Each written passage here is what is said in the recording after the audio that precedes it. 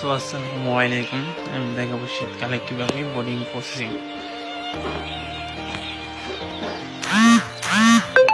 আমি কিভাবে শীতকালে বোর্ডিং করছি। উপর দিকটা চারদিকটা লাগাই দিচ্ছি। আমি মনে করি শীতকালে এইভাবে বোর্ডিং করা উচিত, ভালো বাচ্চা সুস্থ ভালো থাকে।